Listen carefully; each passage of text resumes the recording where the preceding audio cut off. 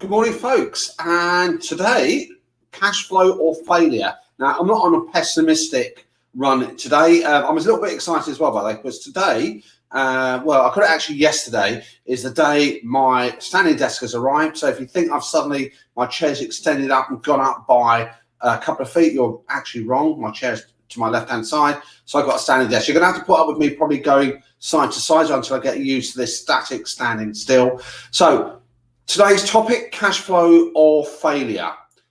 Effectively, what we're going to talk about today is about one fundamental thing that's going to guarantee that your business is going to be here next week, the week after, and thereafter, is you have adequate cash flow.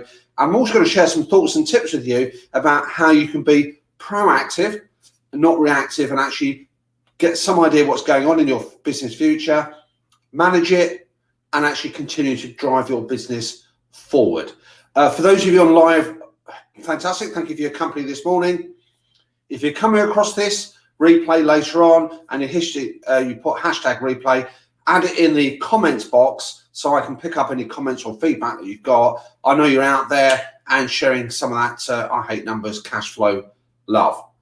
So let's get on crack on with the broadcast today. So my opening sentiment, my opening gambit is about cash flow or failure. And in over 25 plus years of running my own business, in terms of over 30 odd years in terms of being involved in the business world, whether that's solopreneurs, big international companies, in terms of social enterprises, private businesses, there's one truism that you can say about any business entity is that once you run out of cash, once you don't have access to cash, say goodnight, close the lights on your way out, your business will be kaput. It's not actually critical, by the way, for your business to be profitable. And certainly if you're a startup business, if you're thinking about launching a new product, a new service, it's quite likely that certainly in the early days that you're going to have more costs going out of your business than you have money coming in. It's certainly likelihood that you're going to be making some initial investments to get your business kick-started.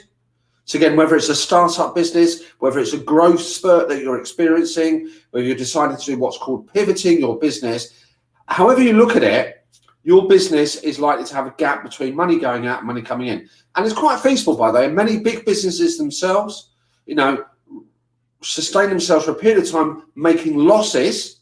Not a good long-term thing, but you make losses, more money going out than coming in.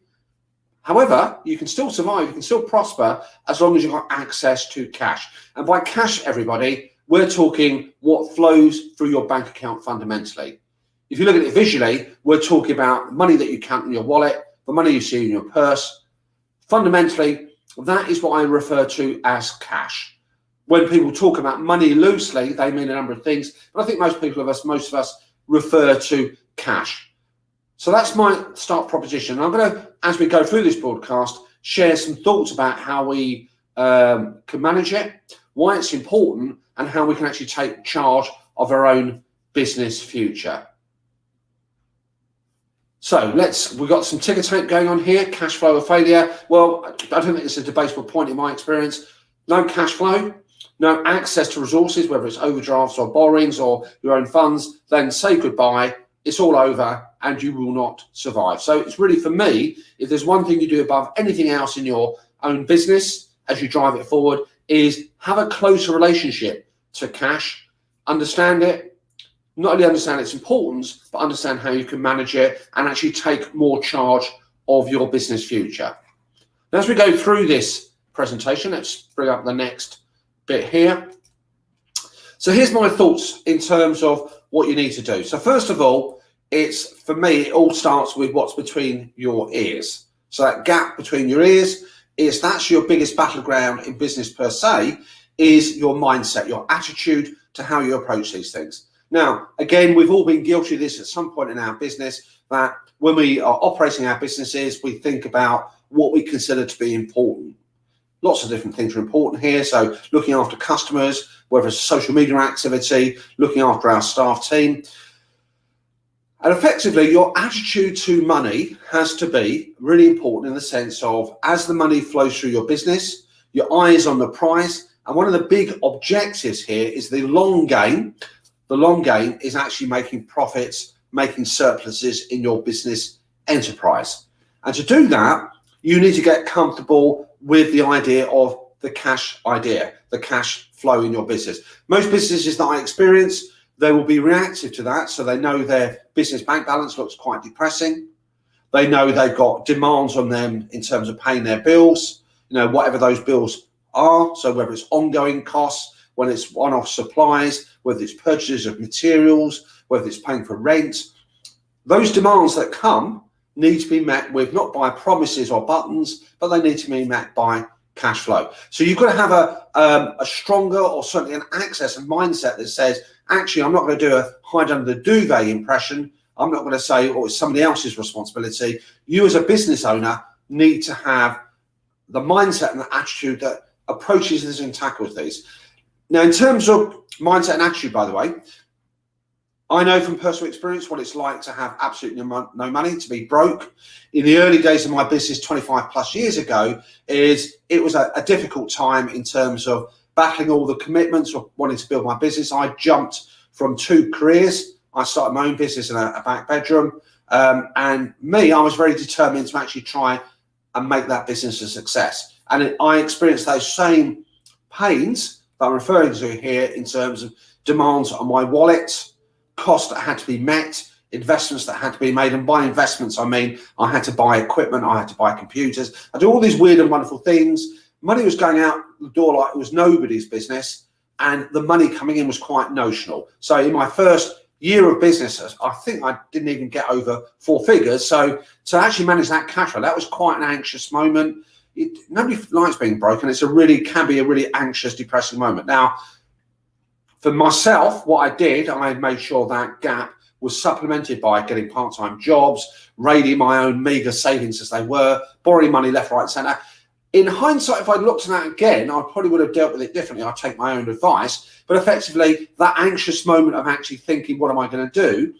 The one thing that actually did get me through that time process, apart from that work ethic and attitude of wanting to make it work, was I actually had what's called a cash flow. So I had a crude idea at that time, more sophisticated later on, about what the demands were going to be on my bank balance, what I had bringing in, and I knew the gap. I knew what I had to do to manage that. So for me, being particularly determined and focused about knowing what to deal with money and how to deal with it, or shall we say not being shy of it, certainly helped me in those early stages there. So mindset is absolutely critical. Look at it as a positive thing.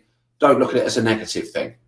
Now, the start point here, before we even start thinking about playing with numbers and models and spreadsheets coming out your backside and all the rest of it, is how do we put together what our cash story looks like? Now, in common parlance, some people talk about, put together a cash budget, put together a cash flow forecast. If those are the terms that resonate with you, then fine, we'll stick with those. But what we're talking about is the most critical, most important thing that you can bring to the party, the most important device that you do in your business. And I recommend whoever you are, you do one of these, is you produce an idea of what your cash future looks like. Now, the future to a large extent is within your hands. So it's not outside of your hands completely. You do have a part to play in how your business unfolds. So for me, in terms of that cash story, the future, what it looks like, money coming in, money going out, and where are going to be the pressure points, where are going to be the successes, by the way. So you could have periods of time where there's more cash coming in than cash going out, happy days. So for me, it always starts with what is your business story in the future. You may think of that as your business plan, but for me, the start point with all clients, the start point for myself is to sit down and think, okay, what are my plans? How do I envisage? How do I see my business story unfolding? Now, it's a descriptive. So the number part of it is merely reflecting those activities, that story, and translating that into numbers. Now, if you're sitting there thinking, what are we talking about, a business story? Let me just go through a couple of sort of insights, a couple of ways that I would factor this. Now, if I've got a business, whatever that business is, and let's take a couple at random. So I am, for example, a service-based business. So I provide my time, my intellectual property, my knowledge, my experiences, my skills, and being a savvy business owner, I want to make some money out of that. Fundamentally, I wish to make profit out of my activity. Otherwise, I've just got a mere hobby on my hands. So what does my business story look like? Someone might say, okay, as a service provider, whatever that service is, it could be providing my own time. It could be supporting a business by way of finance services, by legal services, by consulting services. I could be a marketeer, and the service I'm providing is supporting that business with marketing support, whether it's strategic, it doesn't matter what it is. So you provide a service that's not a physical, tangible thing. So I might think to myself, okay, over the next few months, of the customers that I'm likely to be dealing with, what does that translate to in terms of, for example, how many days worth of work will I get? How many packages will I sell into that customer? How do I actually know what that is? Well, it's based on your own effort. So if I say that I'm going to have a number of engagements, a number of conversations, a number of visits to my website, a number of people responding to my email marketing campaign, whatever it is you're actually doing, what is the expectation of how that translates into people saying, we love you, we want to buy some of that? So I've got some idea of where my efforts reflect itself into a number of customers potentially. Now make it a realistic future business story. So it might be so many customers, and I'll talk more of that in the next part of the presentation in a few minutes time. So what does that look like? So what's the customer activity likely to be? How many people are likely to buy from me?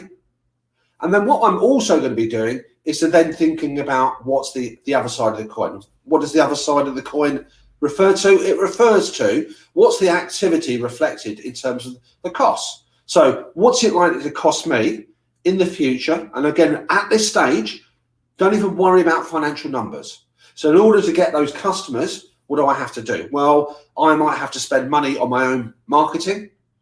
I might have to spend money on having a good infrastructure in my business. So that, for example, typically a website, perhaps also I need an administrative system. I might have to use freelancers that I'm outsourcing some of my work to actually go off and do the bits that I need for my business. So what does my business shape look like?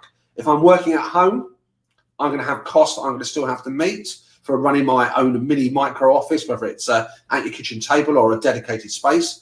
So what are the obligations, what are the commitments that I've got to meet in order to drive my business forward? What's the outgoings, the costs? And remember, at this stage, don't even think about financial, what does that cost you? What I find normally is once people start to think about the numbers first, that can be an inhibitor. And it could be saying, oh my God, I can't afford to do X, I can't afford to do Y, I'm getting really depressed as I'm putting the story together. Put that to one side. Don't even convert and think about financial numbers. Just tell me what your business plan, your business story is. How do you get to your sort of planned Northern Star? What I will add as a reference point, everybody, if you're thinking, this Northern Star idea sounds interesting, what's a business plan, all this sort of stuff, I'll give you a connection at the end here to go check out a resource library that we've got in terms of further information, if that's something for you to drill down into. So what we've got is over the next, I would say myself personally, ideally 12 months is a great time frame.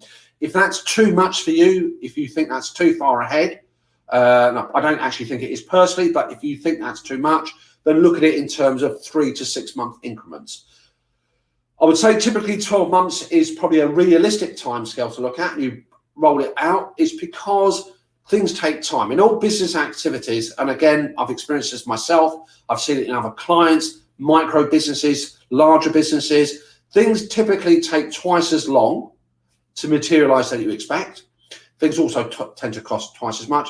And those people that you engage with on your journey path, those people that you collaborate with, those people that you buy in, you bring in to help you, your members of staff, your freelancers, everyone that you engage with, at some point, consciously or otherwise, will let you down. At some point in your business cycle, deliberately or otherwise, people will not deliver what they've promised you. It could be because the brief has changed, because the story is different, but we all experience letdowns. We all experience things take much longer to materialize. In our heads, we've mapped it out, but the translation of that in real terms isn't quite as smooth, isn't quite as quick as one would like. And in terms of the cost things, as we'll see later on, things do not tend to be, shall we say, as low cost base as one would anticipate. Because again, the story may change. We've not actually gone down the route of actually quantifying them. But as I said, we'll deal with the numbers on in the next couple of minutes. So tell me your story. How do you get to your end destination? What does that end destination look like? Work it backwards and tell me customers, clients. I could do the same with a product. If I'm manufacturing a product or retailing a product, I would be saying, okay, what am I planning to sell of those products? What does that mean in terms of, how I'm going to sell them? What's the activity that I need to undertake to produce them? So I've got to think about, if I'm a manufacturer, what does that manufacturing process look like, from raw material stage to transforming that into a product, getting it out the door, delivering it to the customer, the shipment. So again, the narrative story. From the narrative story, once you've got that, and that's really the start point. And at this stage, again, just to emphasize, don't even spend any time figuring out what the costs are yet. You need them, certainly. You need to get some financial numbers, but you need to get your story straight of what it looks like. For me, saying to you this time next year, okay, talk me through how you got to this point here. And you're trying to think in terms of, I'm starting here, what do I need to do to go forward to deliver my ultimate objective, my ultimate goal from my activity? So an activity plan for me is the start of everything. And from that activity plan, we can then get the numbers, translate it into a cash story. So your cash story isn't your business story. Your business story is your cash story. I hope that makes some degree of sense. Now, let's get stuck into some of the detail that we need to do once we got our story straight. And by a straight story, by the way, I used to be an assessor on the other side of the fence. And when people go for funding, they would submit their business plans typically, and that would have to be assessed in terms of how credible that business plan is. And by credibility, it doesn't mean can you guarantee it's going to work out. Nobody can do that. Nobody can give insight to what is exactly going to happen in 12 months' time. It's a devil to actually figure out what's going to happen next week. So looking ahead, it's not a prediction, but does this plan have sense? And I used to look at them, and I used to look for what I call the stress points. Is it realistic to say you're going to achieve this level of activity, this level of sales, based on a very minimal promotion, marketing, and advertising spend? Or if you're going to spend all this money on resources, on developing a product and getting that product out there, does the sales figure match that? So it's always about a common sense story, and obviously evidence, stress testing, market testing is always great, but a topic for another day. Get your story straight. Your cash story follows from that. For those of you just coming in to the broadcast, morning to you all. Hope you're all well. If you've got any comments, put them in now on the hashtag replay, I believe it is. I'll pick the comments up and we'll comment on that later. So let's continue on. Once we've got our story straight, what do we then do with that information? So by the powers of magic, let me tick here. I know you might think this was going to be perfectly smooth, so by the press of my finger, it would miraculously appear. So here's what your story needs to be happening now. So once you've got your business story, this is how we translate it into a cash story. And by cash story, if you want the old conventional language, then you're talking about a cash forecast, some idea of what your business translates into cash. And the cash is what comes in and out of your bank statements. Now, there's three fundamental parts of the story. And the three fundamental parts of the story are having identified from your activity plan, from your business story, what you're actually going to do. So what you're actually going to do and what's going to happen in your business is broken down into the customer activity, the supporting cost activity to support and deliver to those customers, and also any what I call infrastructure and administrative type costs. Now, let me just go through that first bit. What does that actually translate in? Now, I'll take a few headline examples. So if I was thinking big picture airline company, I might think the activity is flying goods or cargo from destination A to destination B. Well, that inactivity, the number of flights taken on, the number of passengers it's going to carry, I'm going to somehow figure out what that figure actually is. What does that mean?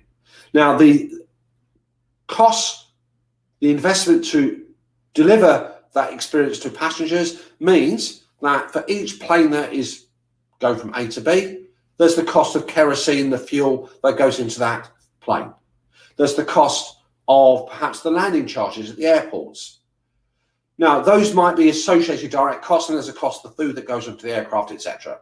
Now, infrastructure costs, supporting costs, just like you cannot run an airline just with pilots and stewards, you cannot run any business just with those people who deliver the product, make the product, deliver the service. So I need an infrastructure. So I've got my IT department, I've got my HR department, I've got my finance team. I've got to get those with the look-ins here. And those costs are necessary to support the business. You might think of them as overheads, but they're supporting your business. Again, if you ran a hospitality type business, a restaurant, a cafe, well, you've got the customers coming into your restaurant, the customers coming into your cafe, coming into your pub to consume food and drink. That's the money bit that you're going to translate. But the actual costs in relation to that are the cost of buying in the food, buying in the drink, the cost of your bar staff who are going to be dispensing that, the cost of your chef. You know, that's the cost you can associate. But you still need supporting costs, what you might call overheads. You need to pay the rent on your building.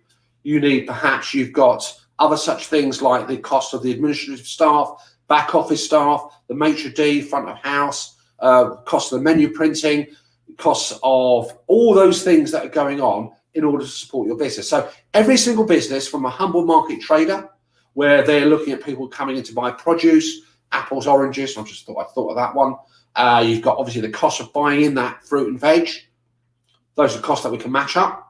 And then you've got all the supporting costs, the cost of going to the wholesale market to pick up your produce. You've got the cost of the stand, the renting out the stand, the pitching, and all the rest of it, the cost of any framework, any scaffolding that you might be using to display your goods and wares. So that's the what, and that's what you translate. You figure out a number for it.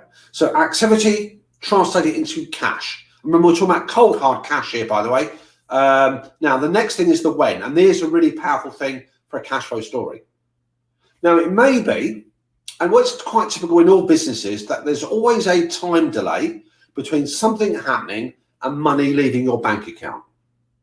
Now you might think that's quite strange. So if you are in business, if you're dealing B2B, business to business, then typically what will happen in most situations, not all situations by any stretch, is to say, when I deliver you a service today, when I sell you a product today, it may be that I don't actually get the money in my bank account until maybe next month. My terms are such that it's 30-day credit.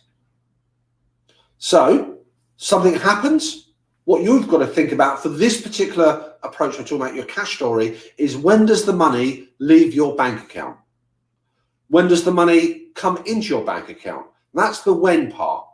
Now, if you're purely a cash business, so there's no time delay between buying something, selling something, and that money landing on your doorstep, so to speak, your bank doorstep, then fine, cool. There's no time delay to worry about. Unlikely though, because all businesses will have a time delay of something. So if you're a business and you've got taxes to pay, resonating from your business activity, those taxes may be paid at some point in the future. So VAT, sales taxes, there'll be a time delay between selling something and paying it over to the tax authorities.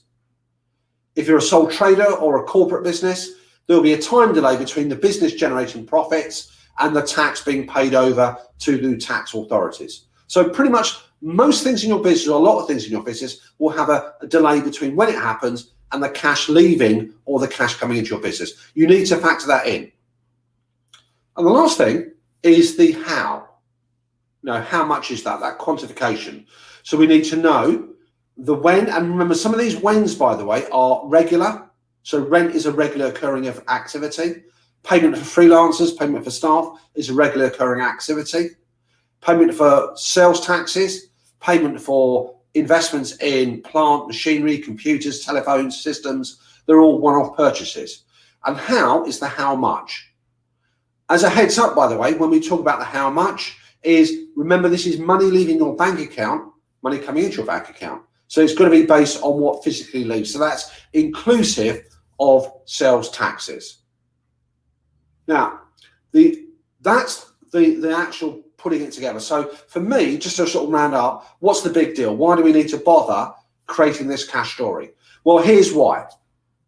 If you create your cash story from your business story, you've got your cash flow forecast in front of you, and you're saying, actually, I can look ahead, and based on this story, this is what's likely to happen on these individual months. So in the month of September, October, November, etc., I have got an idea based on what I'm doing and what the winds are out like there, what the business climate is saying, what's likely to happen in cash terms. I can then actually see where those pressure points are. I can then see whether I've got enough funding in place, overdrafts, my own savings, funds from the business to support that cash challenge, that cash deficit. There may be times when it's quite positive. And what that means is 2 or 3 things that spring to mind immediately. There's lots more, by the way, but some of the headline things are, if I know where there's a challenge, where there's going to be a cash pressure, instead of having that landing on my desk literally at the time it happens, I can do something about that. Can I actually delay payment of cashes to anybody? Can I re-look for a supplier? Can I challenge my costs? Can I do something about encouraging customers to pay more promptly?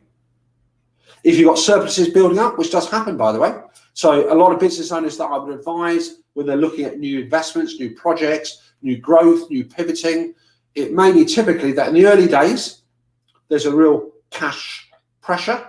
But actually what happens is if they keep their nerve, if they do what they say they're going to do, fortune shines on them, their planning is good, their execution is good. It may be that you'll see that in month 7 or whatever it is, it's suddenly prosperity shines through.